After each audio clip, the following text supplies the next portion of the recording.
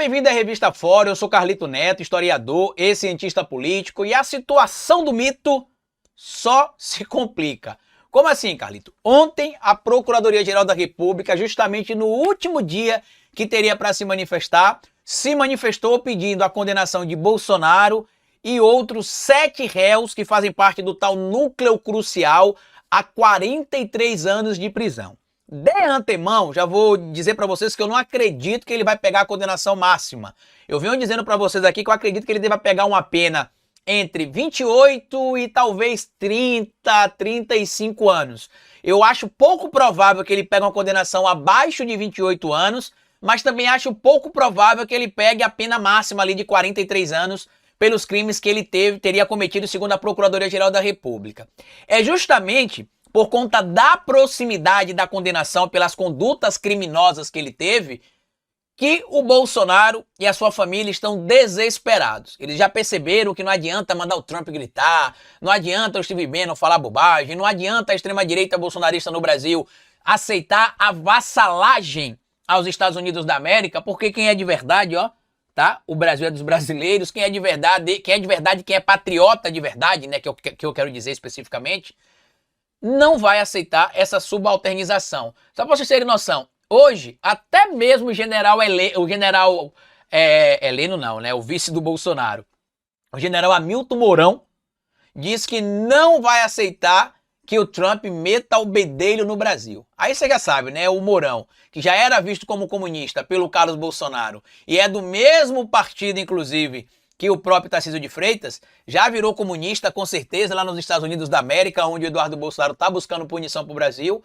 E o desespero do Bolsonaro acelera, porque como a gente já tinha previsto aqui no canal da Revista Fórum desde o ano passado, o Bolsonaro deverá ser condenado e estará preso provavelmente entre agosto de 2025 e outubro de 2025. E aparentemente esses prazos serão seguidos, porque tudo leva a crer que sim, o Eduardo Bolsonaro vai conseguir ajudar na condenação do pai dele. A materialidade que foi constituída também comprova isso. E tem alguns pontos que eu também levantei aqui em algumas participações minhas, tanto na minha análise que eu faço aqui todos os dias, de segunda a sexta, quanto nas minhas participações também no Fórum 11:30, que eu acreditava que o Mauro Cid acabaria se prejudicando em relação à delação premiada. Por quê?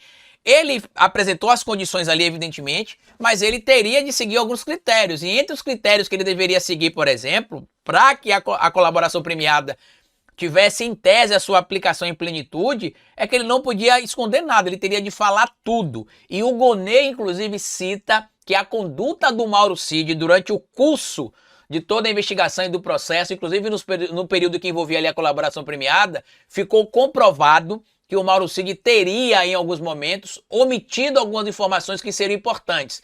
E aí, meu amigo, é importante a gente citar isso, por quê? Porque se essa situação apresentada pelo Gonê se consolidar, um dos pedidos feitos pelo Mauro Cid para a delação premiada não vai se consolidar na sua integridade, que era o quê?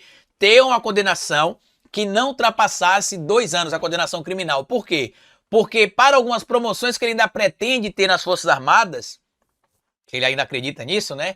Ele não poderia ter uma condenação que superasse os 2 anos, pelo menos o que ele teria alegado na colaboração premiada que ele fez.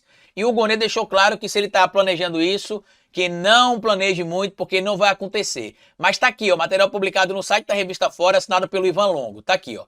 PGR pede condenação de Bolsonaro por tentativa de golpe e pena pode chegar a 43 anos de prisão. Essa movimentação, né, foi para o tal núcleo crucial, e aqui tem alguns fragmentos do que foi apresentado aqui na peça feita pelo Procurador-Geral da República, Paulo Gonê Branco. A cooperação entre si dos denunciados para esse objetivo, que foi a tentativa de golpe de Estado, derradeiro, sob a coordenação, inspiração e determinação derradeira do ex-presidente da República denunciado, torna nítida a organização criminosa no seu significado penal, afirma ali o Procurador-Geral da República, Paulo Gonê Branco, que apresentou essa denúncia contra o núcleo crucial, né? Apresentou o parecer final, perdão. Considerações finais. Ainda que nem todos tenham atuado ativamente em todos os acontecimentos relevantes na sequência de quadros em que se desdobraram as ações contra as instituições democráticas, Todos os denunciados colaboraram na parte em que lhes coube em cada etapa do processo de golpe, para que o conjunto de acontecimento que compõe os crimes denunciados ganhasse realidade, entrosando-se numa concordância de sentido e finalidade. Aqui é importante ele trazer esse trecho, por quê? Porque muita gente fala assim, mas fulano participou pouco.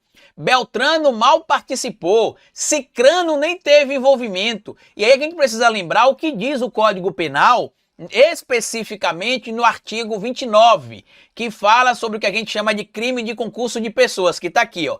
Quem, de qualquer modo, concorre para o crime, incide nas penas a estes cominadas na medida de sua culpabilidade. E aí o parágrafo 1º do artigo 29 do Código Penal ainda é bem redundante, que ele diz o seguinte, ó, se a participação for de menor importância, a pena pode ser diminuída de 1/6 a 1/3.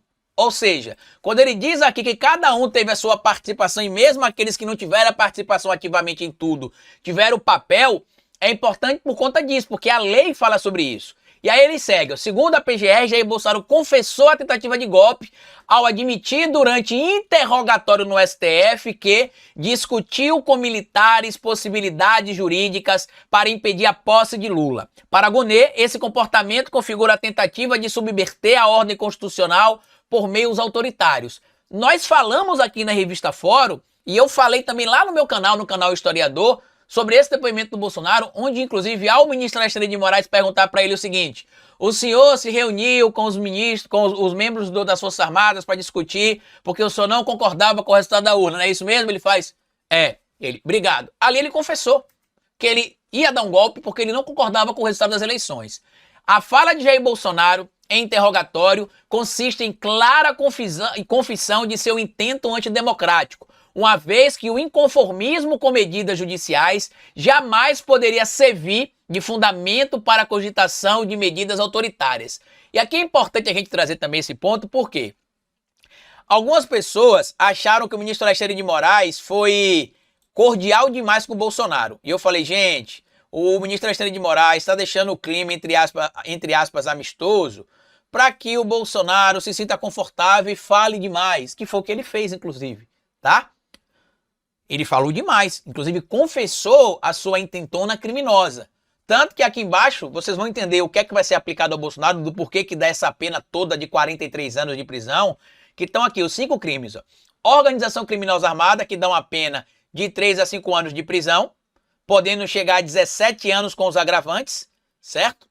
Tentativa de abolição violenta do Estado Democrático de Direito, artigo 359-L do Código Penal, pena de 4 a 8 anos de prisão. Tentativa de golpe de Estado, 359-M do Código Penal, pena de 4 a 12 anos de prisão. Dano qualificado por violência ou grave ameaça, né, que está previsto ali, inclusive, grave ameaça contra o patrimônio da União, presente no artigo 163 do Código Penal, parágrafo 2º e terceiro, inciso 2º e inciso 3º, que dá uma pena de 6 meses a 3 anos de prisão. Deterioração do patrimônio tombado, que dá uma pena de 1 a 3 anos de prisão. E no caso do Mauro Cid, como a gente citou no início do nosso vídeo aqui, o Gonê disse que não dá para entregar para ele ali a integralidade do que ele pediu na sua colaboração premiada para fechar o acordo. Por quê? Porque diante do comportamento contraditório, marcado por omissões e resistência ao cumprimento integral das obrigações pactuadas, entende-se que a redução da pena deve ser fixada em patamar mínimo. O Ministério Público sugere, na esteira dessa construção, a redução de 1/3 da pena. Inclusive isso está lá estabelecido também, ó, na lei das organizações criminosas, que estabelece que a pena pode ser reduzida de 1/3 a 1/6, se não me falha a memória. E aqui a gente vai encontrar o problema que o Mauro Cid teve. Por quê? O problema que ele teve é o quê? Ele não pode simplesmente esconder absolutamente nada.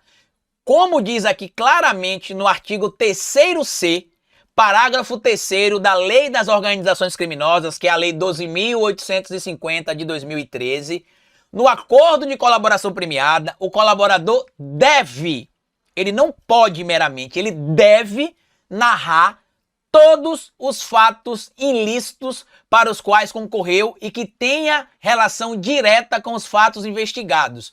Inclusive, meus amigos, eu ainda acho que nessa situação toda aqui, o Mauro Cid ainda tá saindo ganhando, tá? Porque se a colaboração premiada dele caísse totalmente, o custo do processo continuaria levando o Bolsonaro para a cadeia, mas o Cid perderia o acordo na integralidade, inclusive com as benesses que ele pediu para a própria família. Então ele ter conseguido reduzir aqui a pena para 1/3 não é ruim não, tá?